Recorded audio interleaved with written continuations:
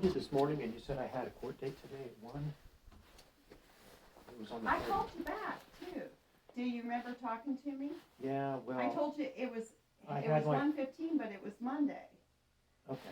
I have a speaker. I had you on speakerphone, and I have a different phone, and when I went to turn it off speaker, I thought you were just going to start cursing at me, so No, I didn't call you back. I would never do that. Well, it's gotten to the point now where people just show up at my house and just scream and shout insults through the windows at me.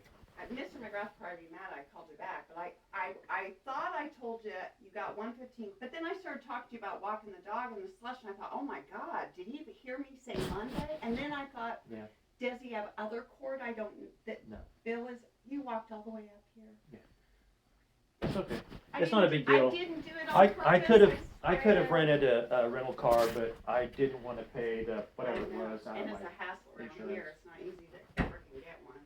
I'd have to go to Terre Haute to pick it up. Yeah. And I can't leave the state because I'm constantly getting harassed into a jail cell. I'm getting beaten while I walk my dog on the road, and nobody cares that I'm videotaping this as evidence. As I walk my dog, you can actually see me walking my dog with my cell phone, and next thing I know, I'm getting viciously beaten and assaulted. Walk up across and then Michigan here comes like the cops. I do and go down 7th and 8th and around the church. There's so many nice places to walk. I don't walk in our neighborhood. You know I live near you, right? Don't walk in our freaking neighborhood. Do you think I would?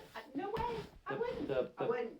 The Blankenship. We have Jacob Blankenship and Christine Blankenship. I don't know any of them. Thank God. I've well, been living 20 years old I decided to get in my car and drive up to the courthouse one day and walk my dog around the courthouse square. It was probably like 6 or 7 at night.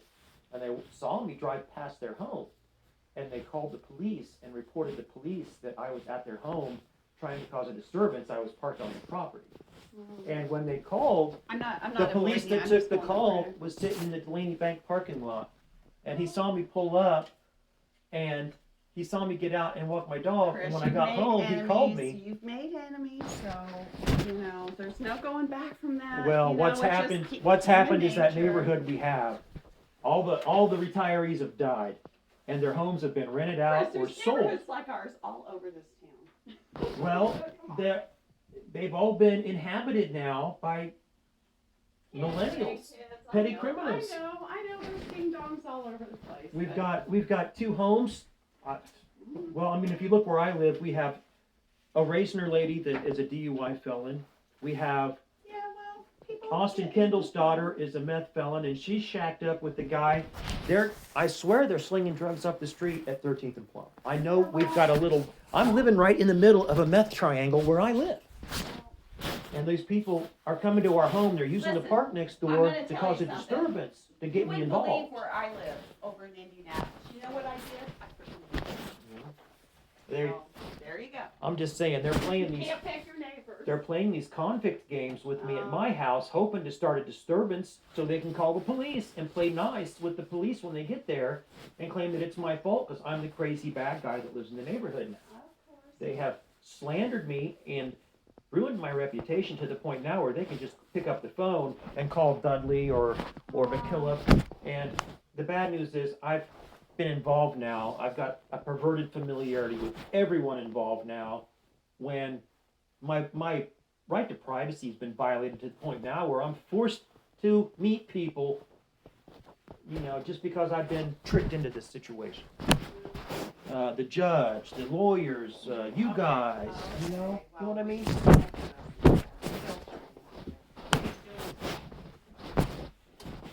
He's doing... Okay. He's walking a razor-thin line, and then he's allowing the prosecution to enter into evidence everything they want. Well, they are allowed to enter everything they want. Well, there you go. They'd have no idea of this backstory that I have, where I have, like the case I have now, next Monday, they put a packet together. I'm sure you've seen it. The probation office put a huge packet together. No, I don't even look at their stuff. Of everything I've done wrong. I'm not a paralegal, so I detach myself.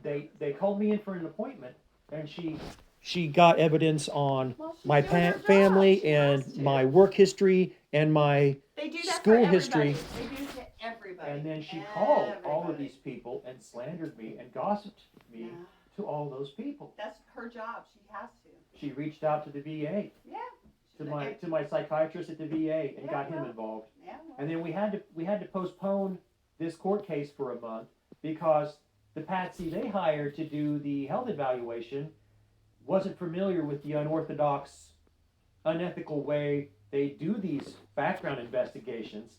So they waited until my VA doctor had his evaluation done, and then they shared that information with their doctor to get. That's part of the process. And if you look at both of the evaluations, it's copy pasted. It's the exact same evaluation from both guys, and I had to wait a month to get the second one. No, I can't. Well, they come to my house, they claim I'm a crazy guy, and they act nuts in front of my house.